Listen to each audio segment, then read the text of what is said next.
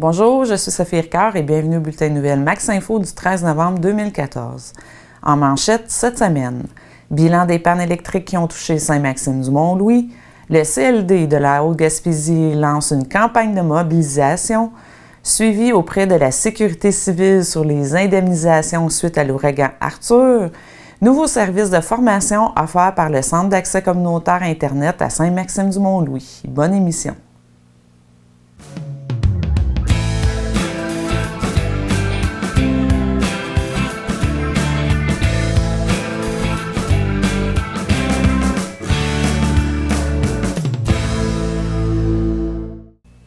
Le début du mois de novembre a été marqué par des conditions météo peu clémentes qui ont entraîné de nombreuses pannes d'électricité dans la région.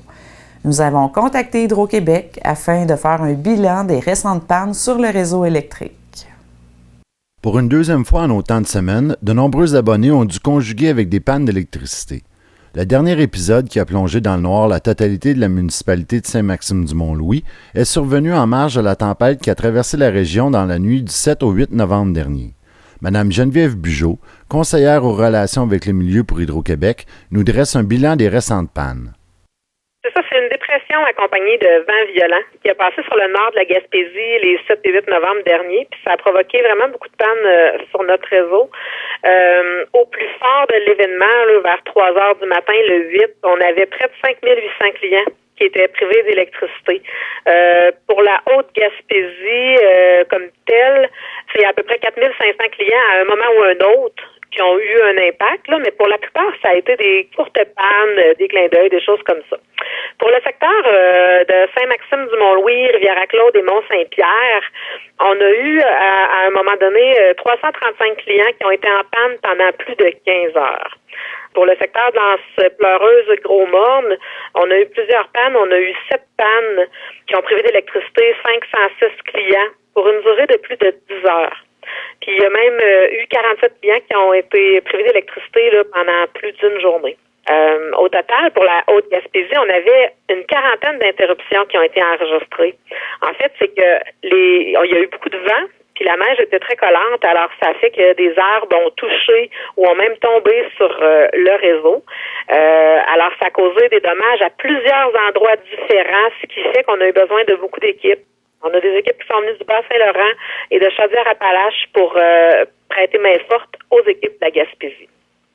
Les secteurs de Gros-Morne et de l'Anse-Pleureuse ont été touchés plus sévèrement et ont dû attendre un peu plus longtemps pour le rétablissement du réseau électrique. Lors de la fin de semaine précédente, ces secteurs avaient également subi des interruptions de service, tandis que le secteur de Mont-Louis y avait échappé à une exception près. La porte-parole d'Hydro-Québec explique que le réseau n'est pas plus vulnérable pour ces deux secteurs que pour le secteur de Mont-Louis. La principale différence qu'on a entre l'alimentation de ces différents secteurs-là, c'est le corridor que suit la ligne de distribution pour se rendre dans ces secteurs. Alors, du côté de Mont-Louis, la ligne est principalement en haut de la montagne, alors que pour se diriger vers Gros-Morne, allonge la route 132. Ça fait que l'exposition aux éléments est différente. Il y en a une qui est plus exposée au vent et ailleurs, elle est plus exposée à la végétation. C'est ce qui fait que les deux secteurs ne sont pas nécessairement en panne au même moment lorsqu'il y a un événement climatique. Parfois, ça peut donner l'impression qu'un secteur est plus souvent en panne qu'un autre, mais à un autre moment de l'année ou l'année suivante, ça peut être le contraire, là. Maintenant que le sort est connu pour les CLD du Québec, celui de la Haute-Gaspésie lance une vaste opération de lettres d'appui afin d'assurer sa survie. La décision de maintenir ou non cet organisme de développement repose entre les mains de la MRC. Le CLD se tourne donc vers la population, les organismes et les entreprises pour que ceux-ci rappellent aux élus municipaux l'importance de l'expertise que possède l'organisme et de son rôle pour le développement de la Haute-Gaspésie. Alors que l'Association des CLD du Québec se disait heureuse d'avoir évité une abolition pure et simple de ses membres, le CLD de la Haute-Gaspésie s'adresse maintenant aux organismes et aux municipalités pour assurer sa survie. Le CLD a lancé une vaste campagne de lettres d'appui afin de convaincre la MRC de maintenir cet organisme de développement. Le CLD de la Haute-Gaspésie souligne notamment qu'il est un partenaire important auprès des entreprises et organismes, autant dans leur processus de démarrage que de croissance ou de relève. Selon eux, Les compétences et l'expertise offertes par les professionnels du CLD sont un atout majeur pour le développement économique du territoire et favorisent le développement, le maintien et la croissance des entreprises et des organismes, sans oublier la création et la consolidation de centaines d'emplois. Rappelons que le gouvernement du Québec avait remis au MRC, dans le cadre de son pacte fiscal transitoire, la décision de maintenir ou non les CLD de leur territoire. Le ministre responsable de la Gaspésie et des Îles-de-la-Madeleine explique la décision de son gouvernement. Le message du gouvernement aujourd'hui, c'est de dire, nous autres, là, on veut plus investir dans les structures. Ce qu'on veut, c'est investir dans le développement. Et la raison pour laquelle je vous dis ça, puis je suis fier de vous le dire, c'est qu'on maintient les budgets. Les fameux fonds locaux d'investissement pour le Québec, on les garde. Là où il y avait des ententes spécifiques, on les garde. Il y a une période transitoire, là. C'est pas demain matin qu'on met un cadenas sur la CRE puis qu'on met un cadenas sur le CLD. C'est pas ça, c'est pas comme ça que ça va se faire. Il y a de très bons CLD au Québec et je comprends que certains maires ou certains MRC puissent dire, ben, on va les garder. Libre à eux. Ça, moi, là, comme régionaliste, la chose qui m'a toujours tapé ses nerfs, c'est le mur à mur. Le préfet de la MRC de la Haute-Gaspésie, M. Alan Cormier, affirme qu'il désire maintenir cette structure de développement, mais ne sait pas encore comment il sera en mesure de la financer. Le gouvernement vous dit pourtant hier dans l'annonce, dans le fond, vous allez avoir le choix de maintenir les structures de concertation régionale, vous allez avoir le choix de maintenir les CLD, vous allez pouvoir faire d'autres formes. Le premier ministre invoquait souvent le terme, il martelait le terme souplesse et... En tout cas, il disait que vous allez avoir tout ce que vous allez pouvoir faire. Est-ce que vous avez l'impression que c'est vous qui allez porter le dieu de démolir, dans le fond, la concertation régionale parce que vous ne serez pas en mesure de la maintenir telle qu'on la connaît présentement? Bien, j'aurais le goût de vous dire que j'aime ça être souple, mais ça me prendrait de l'argent. Si le gouvernement me maintenait les budgets en place, pas de problème, je vais en faire, je vais savoir où mettre mes priorités. Sauf que là, en plus qu'on me demande de porter l'odieux des décisions, de dire à telle personne qui travaille à telle place, bien malheureusement, on ne peut pas te garder. On me demande de faire la job de bras. Puis en plus, on m'enlève de l'argent. Il y a un peu plus de 4 mois, l'ouragan Arthur frappait durement la région de la Gaspésie. Son passage a occasionné des dommages importants à plusieurs résidences et infrastructures municipales. Le gouvernement du Québec avait annoncé une aide financière pour les sinistrés de l'ouragan. De son côté, le ministère de la Sécurité publique avait réagi rapidement en envoyant des équipes en région pour aider les particuliers dans leurs demandes de réclamation. Nous avons contacté le ministère de la Sécurité publique afin de faire un bilan sur les dossiers qui sont encore en traitement. Nous sommes en compagnie de M. Denis Landry, qui est directeur au rétablissement pour la sécurité publique. En juillet dernier, la région a été durement touchée par l'ouragan Arthur. On a eu plusieurs résidences du territoire de la municipalité de Saint-Maxime-du-Mont-Louis qui ont subi des dommages. Monsieur Landry, on se demandait combien de dossiers au total ont été déposés pour la municipalité. Est-ce que vous avez un chiffre? Bon, pour Saint-Maxime-de-Mont-Louis, là, on a 31 réclamations au total pour cette municipalité qui a été demandée en date du 10 novembre dernier, là.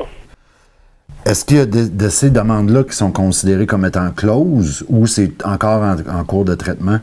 Alors, on va les séparer en 3. Les 31, là, il y a 3 types de réclamations dans les 31. Il y en a 26 pour les particuliers, donc pour les résidences principales. Il y en a 4 en entreprise, puis il y a la municipalité elle-même qui réclame. Bon, allons-y dans les particuliers. Dans les particuliers, il y en a 20 qui ont reçu une première avance pour effectuer leurs travaux. Donc, ces gens-là, actuellement, sont en train d'effectuer leurs travaux et quand ils vont avoir terminé leurs travaux, ou bien en partie, tout dépendamment s'ils veulent avoir d'autres sommes d'argent, ben, on va leur en donner d'autres, mais c'est eux autres, il faut qu'ils fassent leurs travaux et quand ça sera terminé, ben, on va payer de façon finale un autre chèque. Et il faut savoir que les gens ont 12 mois pour se préparer. Donc, possiblement qu'au mois de mai, au mois de juin, on va peut-être se reparler encore parce que ça va se terminer en juillet, les 12 mois, là. Ben, pour la majorité, ça se peut que ça finisse au mois d'août, septembre, mais ça dépend quand est-ce qu'on a eu leur premier chèque. En ce qui concerne, bon, ça en fait 20, mais il y en avait 26, comme je vous le disais. Donc, il y en a 3 qui ont été traités finales, donc qui ont toutes donné, les réparations sont faites, les biens meubles sont remplacés, donc on a déjà traité les 3 finales. Possiblement, des fois, c'est des cas qui sont plus mineurs que d'autres, donc plus facile à traiter pour les citoyens. Et il y en a 3 qui sont en analyse pour déterminer leur admissibilité. Donc, les gens doivent nous fournir des documents pour s'assurer que c'est leur résidence principale. Donc, on est en train de déterminer ça. Ça doit être, ou bien les gens ne nous ont pas encore fourni les documents pour qu'on puisse le déterminer. On est dans une phase d'analyse là avant de transmettre des chèques ou de fermer le dossier si c'était une résidence secondaire, admettons. Ça, c'est du côté particulier. Du côté des entreprises, il y a 3 entreprises qui ont été considérées sur 4 non admissibles, puis une qui a été traitée finale. Donc, les entreprises, pour nous, c'est déjà clos, tout est réglé. Il reste une réclamation qui est celle de la municipalité, mais la municipalité a là des travaux effectués aussi là, qui sont à faire. Donc, la municipalité, c'est le même point. On y envoie donc une avance. Par la suite, elle nous fournit les factures. On analyse les factures. Si elle a des travaux exécutés, on lui donne des avis d'admissibilité sur les travaux exécutés. Elle les fait, puis après ça, elle nous retourne les factures et on la paye. Là, c'est un peu le système qu'on a actuellement avec les municipalités aussi. Donc, le système de traitement des réclamations va très bien. Oui, on pourrait dire que oui, il va très bien, parce qu'en réalité, vous savez, dans un sinistre, la première année, là, on peut s'attendre qu'à peu près, tout dépendamment des endroits, entre à peu près des alentours de 75% qui vont être terminés à la date d'anniversaire du sinistre. Ça se termine pas tout à 100% à la date du sinistre 12 mois plus tard, parce que les gens, ils veulent tous avoir le même entrepreneur. Hein, ils veulent avoir, les entrepreneurs étaient déjà bouclés. Quand c'est arrivé, cette affaire-là, là, pour le restant de l'été, souvent, donc ou bien ils ont prolongé octobre-novembre pour réparer parce qu'ils n'étaient pas encore bouclés rendus là, mais c'est souvent c'est une problématique d'entrepreneur et les gens doivent aussi avoir le temps de racheter leurs biens meubles, de aussi assécher les lieux, donc on perd des semaines à faire ça.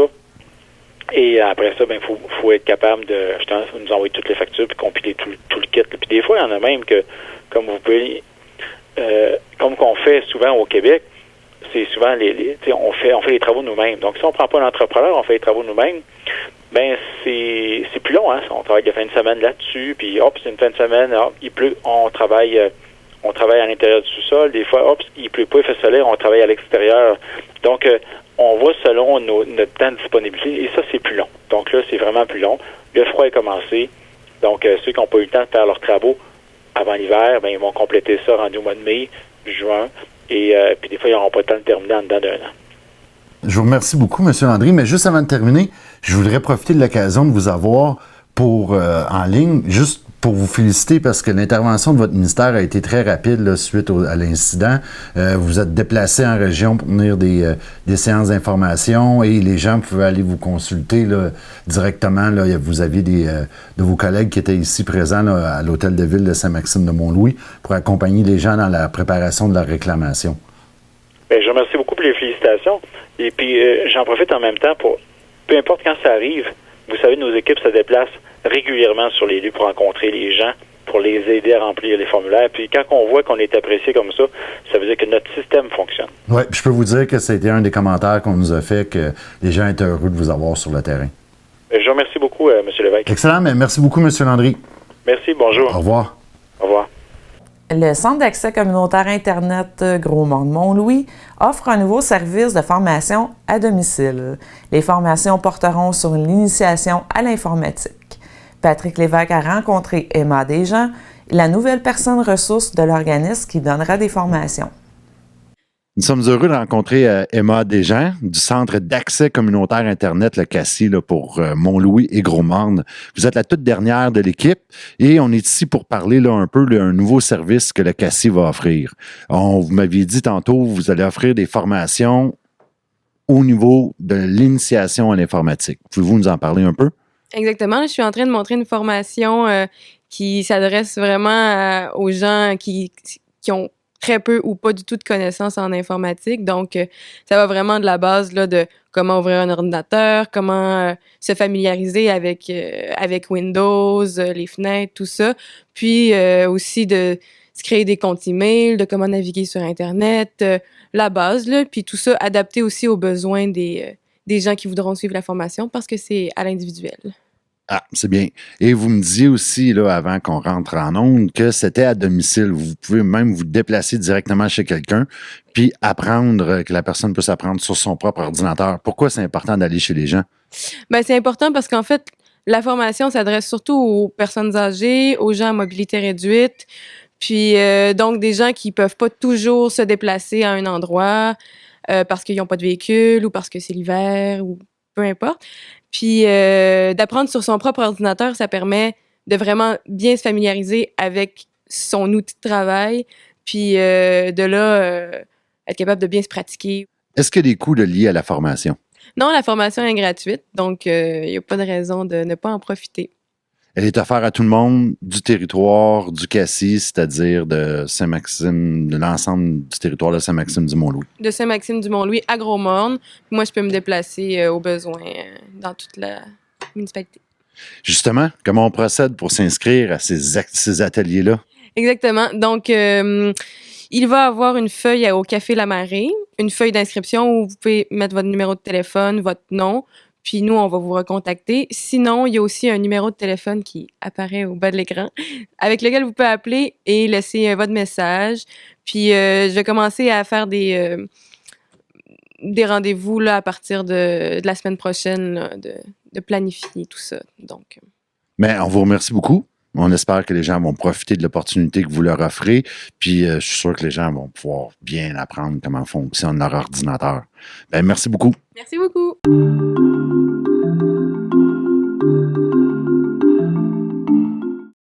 L'immeuble abritant l'hôtel de ville de Saint-Maxime-du-Mont-Louis a subi des dommages à la suite de ce qui semble être un acte de vandalisme. Une vitre du côté de la salle du conseil, à l'avant du bâtiment, a été endommagée.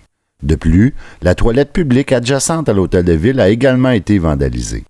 L'incident est survenu au cours de la fin de semaine du 8 et 9 novembre. La Sûreté du Québec a été interpellée en lien avec cet événement. La présence de caméras de surveillance autour du bâtiment municipal facilitera l'identification du ou des responsables de ce geste de vandalisme. Le maire de Saint-Maxime-du-Mont-Louis, M. Serge Chrétien, s'est dit déçu à la suite de cet incident car il estime que ce geste gratuit entraînera des dépenses inutiles qui devront être assumées par la municipalité.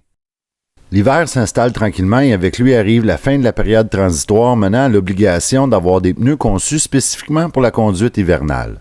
En effet, à compter du 15 décembre prochain, tous les pneus d'hiver installés sur un véhicule de promenade immatriculé au Québec devront obligatoirement porter le pictogramme représentant un flocon superposé à une montagne. Ce symbole prouve qu'un pneu a été testé dans des conditions hivernales. Ce règlement est entré en vigueur en 2008. Cependant, le ministère des Transports du Québec avait mis en place une période transitoire afin de permettre aux propriétaires de véhicules de promenade de se conformer au nouveau règlement. Le ministre des Transports du Québec, M. Robert Poetti, souligne que la présence sur un pneu d'hiver du pictogramme reconnu par la loi est un gage de sécurité puisque ces pneus ont été spécifiquement testés, conçus et homologués pour la conduite hivernale. Il est important de noter que les pneus munis de crampons, ne comportant pas de pictogramme, demeureront reconnus comme un pneu conçu pour la conduite hivernale et respecteront donc le règlement. Les automobilistes qui ne se conformeront pas au nouveau règlement peuvent s'exposer à des amendes allant de 200 à 300 $.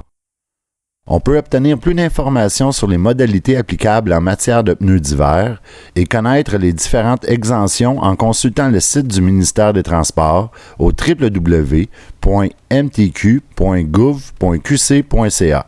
Depuis le 1er octobre dernier, l'âge d'admissibilité au programme Allocation Logement de la Société d'habitation du Québec est abaissé à 51 ans pour les personnes seules et les couples qui satisfont aux autres critères du programme. Le revenu maximal admissible est par ailleurs haussé à 24 989 $ pour les ménages de 2 personnes ou plus. Cette bonification permet aux couples d'aînés qui reçoivent le maximum des prestations de la pension de la sécurité de la vieillesse et du supplément de revenu garanti de conserver leur allocation logement. Le programme Allocation Logement s'adresse aux ménages à faible revenu, que ces derniers soient propriétaires, locataires ou chambreurs. L'aide financière accordée peut atteindre 80 $ par mois selon la taille du ménage, son revenu ainsi que les coûts de son logement. Nous vous présentons un court vidéo réalisé pour l'organisme Caritas International. Inspiré d'une histoire ancienne sur la faim, cette vidéo fait partie de la campagne Une seule famille humaine de la nourriture pour tous. L'allégorie des longues cuillères nous enseigne que lorsque nous essayons de nous nourrir seuls, tout le monde souffre de la faim. Mais lorsque nous nous concentrons sur la faim de notre voisin, nous découvrons qu'il existe des moyens pour nourrir tout le monde.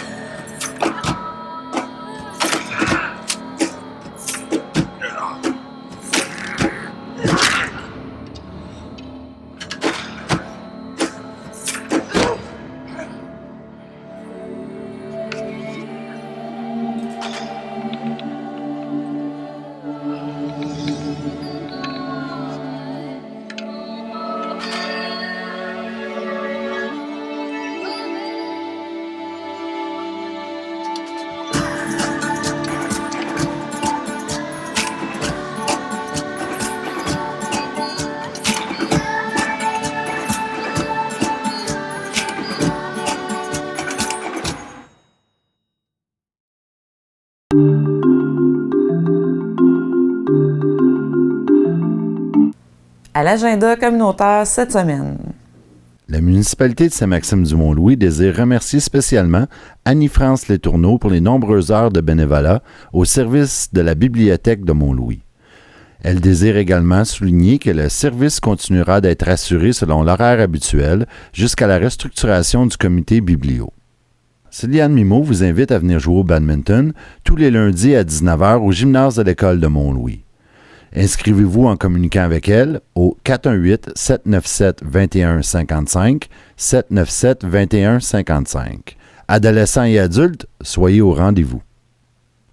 L'Association Sport et Loisirs de Gros-Morne vous invite à son bingo tous les dimanches à 19h30 au centre sportif de Gros-Morne.